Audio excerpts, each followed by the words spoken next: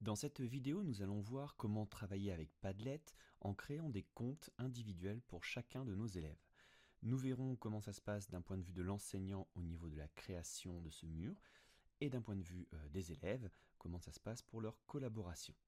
Donc, pour cette manière de travailler, il faut déjà que chaque élève possède un compte Padlet. Soit l'enseignant les a aidés à créer le compte, soit il demande aux élèves de les créer. Donc, on va créer deux comptes élèves. Je vais cliquer sur le bouton inscription. Mon premier compte va s'appeler élève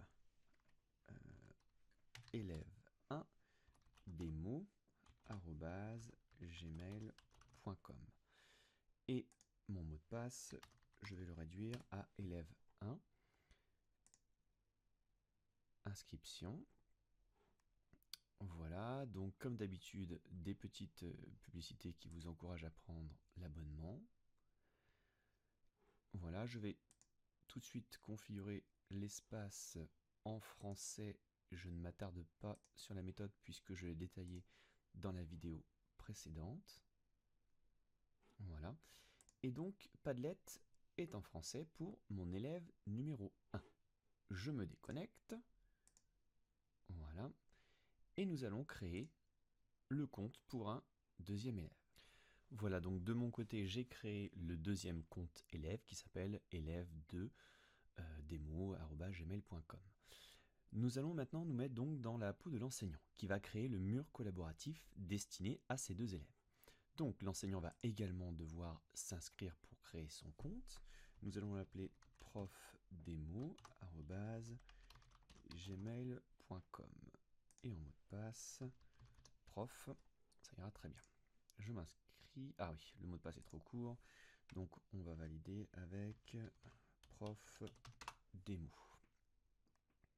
Et je vais créer donc le mur Padlet à destination de ces deux élèves. Comme tout à l'heure, Padlet va m'aider sur les premiers pas, donc je vais marquer mur démo et ici pour deux élèves.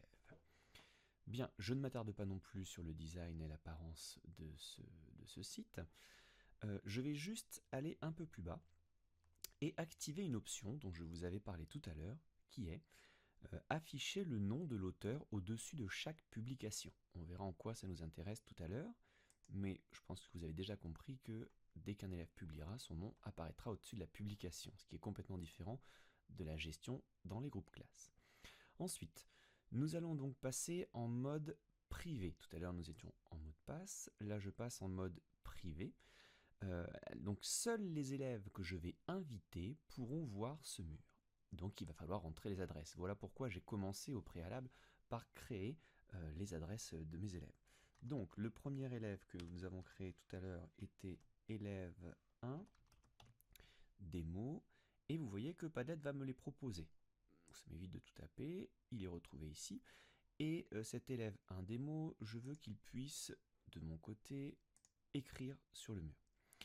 Et je vais ajouter également élève de démo, celui que j'ai créé à part, et je veux que cet élève puisse également écrire sur le mur. Je clique sur le bouton suivant, et je peux préparer déjà mon mur. Le mur est disponible, nous allons voir comment ça se passe au niveau des élèves lorsqu'ils veulent publier sur ce mur.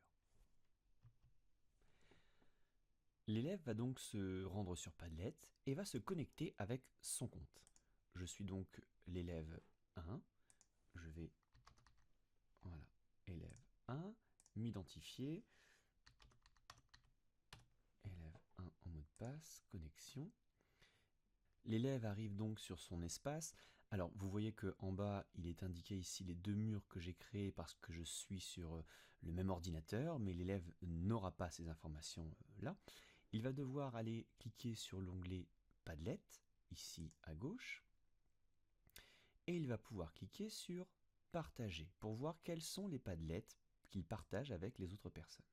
Et là, il va trouver le mur démo qui a été réalisé par Prof Démo et qui est en mode privé. il va donc sélectionner ce mur et il va pouvoir faire une première publication. Il va cliquer sur le bouton plus en bas à droite. Voilà. Et vous voyez qu'instantanément s'affiche élève 1 démo. Et donc je vais indiquer publication 1. Voilà, l'élève a contribué au mur. Je vais maintenant me connecter avec le compte du second élève. Voilà, je vois la publication de l'élève 1. Et si l'élève 2 souhaite modifier la publication de l'élève 1, il n'en a pas la possibilité. La seule chose qu'il peut faire, c'est étendre la publication ou la copier pour l'exploiter s'il veut travailler avec, mais en tout cas, il ne pourra pas modifier cette publication. Il va pouvoir à son tour contribuer en cliquant sur le bouton plus ici en bas à droite. Sa publication apparaît et on va l'intituler publication 2. Voilà. Donc l'intérêt d'un mur qui fonctionne avec des comptes élèves, c'est que vous êtes au courant des publications, des auteurs en tout cas, qui ont publié sur votre mur.